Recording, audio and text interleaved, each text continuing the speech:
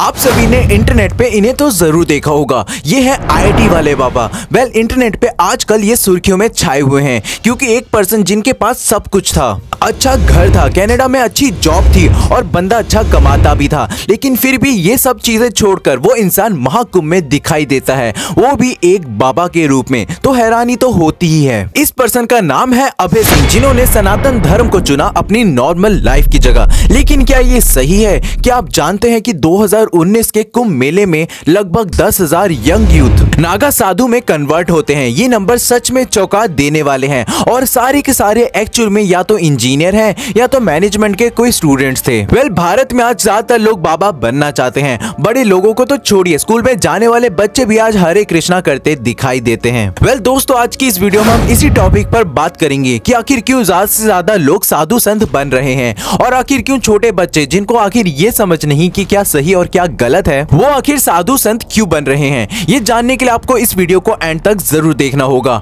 हम इस वीडियो में फैक्ट्स को क्लियर करने की कोशिश करते हैं। हमारा इससे किसी को भी हर्ट करने का कोई भी इरादा नहीं है। अच्छा, क्या इंडिकेशन हमें मिल सकती है अगर जब कल की आ चुका है? What are the indications? बिजली में चमकाई थी मैंने ऋषिकेश में, इतनी सारी लाइटिंग वाइटनिंग कराई है, सब कराया, सुपर नेचुरल पूरा माहौल बना दिया, बारिश करा रहा हूँ। अच्छा, क्या है आईआईटी वाले बाबा? कल की किसी ने मुझे बताया कि आपकी 2 गर्लफ्रेंड थी। तो वो तो उल्टे स्टैंडर्ड्स है ना उनके, तब तो उनको कल्चर और सब कुछ इम्पोर्टेंट नजर आता है। दिल्ली की लड़की भी थी वहाँ पे। उनसे भी प्रभावित हुए क्या? कोई वो भी प्रभाव का कारण बना आपके? मुझे शादी नहीं करनी है, जो कि मुझे उसके बारे में कुछ समझ में नहीं आता है। अच्छा, जो चरस पीने के आरोप लग रहे हैं आपके ऊपर, इस पर क्या कहेंगे आप? नहीं प्लीज एक बार दे देना, एक दे देना प्लीज। अच्छा, क्या है आईआईटी वाले बाबा? मैं आपकी शख्सियत से रूबरू होना भी चाहता हूँ और लोगों को कराना भी चाहता हूँ। क्या है आईआईटी वाले? होने पे तो मैं कुछ भी हो सकता हूँ वैसे तो। अभी जो जैसे धर्म के हिसाब से जो मैंने डिसाइड किया है कल की बात ये थी कि जो उसने फैसला ले लिया, अब 34 साल की उम्र है उसकी, आईआईटी वैसे कर रहा है वो, तो उसके ऊपर प्रेशर तो डाल नहीं सकते। और कौन माँ बाप चाहेगा कि भाई आपका बालक जो है वो बैरागी बने, जो एक ही लड़का हो।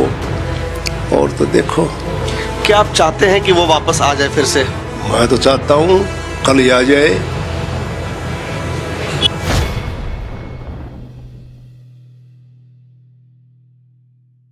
अभय सिंह का जन्म उत्तर प्रदेश में हुआ था, जहां उन्होंने अपनी स्कूलिंग और कॉलेज को खत्म किया। वेल, इसके बाद आईआईटी वाले बाबा 2012 में आईआईटी बॉम्बे पहुंचे और अपनी स्टडी का शुरू किया। वेल, जहां उन्हें कुछ टाइम बाद ही कनाडा में उन्हें जॉब करने का मौका मिला। एक आम भारतीय जहां 10 से 20 हजार से ऊपर नहीं कमा पाता साल के, वहीं हमारे आईआईटी वाले बाबा साल के 60 से 70 लाख कमा रहे थे। लेकिन कहते हैं ना, शायद जिंदगी को कुछ और ही मंजूर था। इतना सब कुछ होने के बाद भी वो इस जॉब को लात मारकर अपने सनातन धर्म की ओर निकल पड़े। हालांकि बात है, इसमें उनका कोई भी सपोर्ट नहीं कर रहा था। पेरेंट्स से तो पहले ही बहुत ज्यादा प्रेशर था और समाज तो उन्हें एक्सेप्ट करने को तैयार ही नहीं था। वेल, लेकिन इस बार के महाकुंभ में हमारे आईआईटी वाले बाबा को एक मौका दिला ही दिया, जहां उन्हें अपनी बात रखने का एक मौका मिला। वेल दोस्तों, आज भारत में अधिकतर बच्चे बाबा साधु बनना चाहते हैं। 2019 के कुंभ में जहां 10 लाख बच्चे साधु बने, वहीं हर साल करीबन हजारों में बच्चे साधु बनते हैं। क्या ये सही है? जवाब है नहीं। हाँ, आपने बिल्कुल सही सुना दोस्तों। हर साल जितने भी लोग साधु बनते हैं,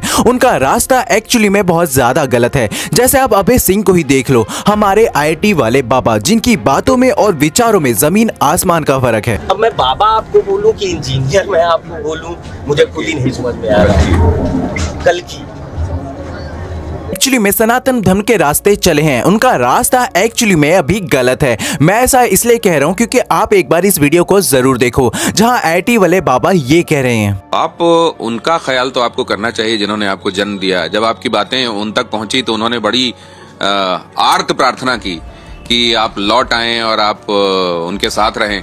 गृहस्थ के बाद यदि तुम सत्य को देखोगे तो उसके हिसाब से तो तुम्हारे लिए अपने माँ बाप ज्यादा होने ही नहीं चाहिए दूसरे के माँ बाप के हिसाब से। अब आप एक बार उन बाबा को सुनिए जो एक्चुअली में राइट पाथ में है, उन बाबा के विचार में और आखिर इस बाबा के विचार में कितना अंतर है। माँ बड़ा या शंकर बड़ा? शंकर ही बड़े। माँ बड़ा या शंकर बड़ा? एक बार और पूछता हूँ, 3 बार पूछूंगा, 1 मिनट सोच के बताना। माँ बड़ा या शंकर बड़ा? माँ। आप सही लाइन पे आओ। माँ बाप से बड़ा कोई नहीं है। नहीं है, बिल्कुल भी। तुम मरोगे नहीं यहाँ पे, तो माँ बाप रो रो के मर जाएगा। तुमको चोट लगेगा, तुमको कोई मारेगा ना तो उसको यहाँ पे चेस्ट में, उसको जानते हो,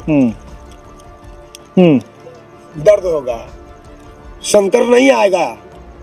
इमेजिन करो कि तुम अभी छोटे हो, जहां तुम्हारी माँ तुम्हारे हर एक चीज का ख्याल रखती है, तुम्हें जो भी चाहिए वो तुम्हें ला के देती है, तुम्हारा बोलने से पहले ही तुम्हारी हर एक विश पूरी की जाती है। अगर किसी दिन वो बीमार पड़ भी जाए तब भी वो काम करती रहती है। इमेजिन करो कि अगर इन सारे परेशानियों से वो संन्यास ले ले तो आखिर क्या होगा। हमारे पेरेंट्स ने तो आखिर कभी नहीं बोला कि संसार में तो कुछ भी नहीं रखा, हम तो संन्यास ले लेंगे। वेल आप समझ ही गए होंगे कि आखिर मैं क्या कहना चाहता हूँ। भगवान श्री कृष्ण भी एक बात कहते हैं कि अगर हर एक अच्छा इंसान संसार को त्याग करने लगे तो संसार में बुरे लोगों की संख्या बढ़ जाएगी।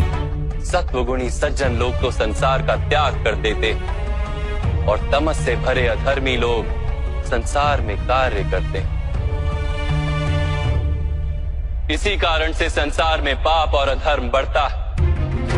वेल आज भारत में ज्यादातर यूथ संसार से परेशान होकर संसार का त्याग करना चाहते हैं। उनसे मैं एक बात कहना चाहूंगा, accept the responsibilities of the society. Well आज की अनप्रिडिक्टेबल सोसाइटी में कितनी ही प्रॉब्लम्स हैं। संन्यास लेने से तो अच्छा है कि संसार में रहकर उन प्रॉब्लम को सॉल्व करने की कोशिश करी जाए। कोई पैसे की वजह से पढ़ नहीं पा रहा तो कोई पैसों की वजह से अपना इलाज नहीं करा पाता। वेल कितनों की फैमिली तो रात को सड़क पर सोती होगी। सोचिए अगर आप काबिल हैं तो कितने लोगों की प्रॉब्लम सॉल्व कर सकते हैं। दूसरों की बात तो चलो छोड़िए, कम से कम आप अपनी फैमिली की विशेष तो पूरी कर ही सकते हैं। जहां आपकी फैमिली ने इतने ज्यादा सैक्रिफाइसेस किए हैं तो उसे भूल जाना एक मतलबी और स्वार्थ से ज्यादा और कुछ भी नहीं। आज के यूथ को मैं एक क्लियर मैसेज देना चाहूंगा कि खूब मेहनत करो, इस सोसाइटी में रहकर इसको बदलने की कोशिश करो, क्योंकि जो मौका आपको मिला है शायद ही वो किसी और के पास है। वेल आज की वीडियो में बस इतना ही। अगर आपको वीडियो अच्छी लगी हो तो एक बार लाइक शेयर कमेंट जरूर करना। ऐसे ही और भी इंफॉर्मेटिव वीडियो के लिए हमारे चैनल को सब्सक्राइब करें। हम current topics, HMP virus, Russia cancer vaccine और जयपुर एक्सीडेंट के ऊपर भी वीडियो बनाई है, तो उसे भी एक बार जरूर देखें।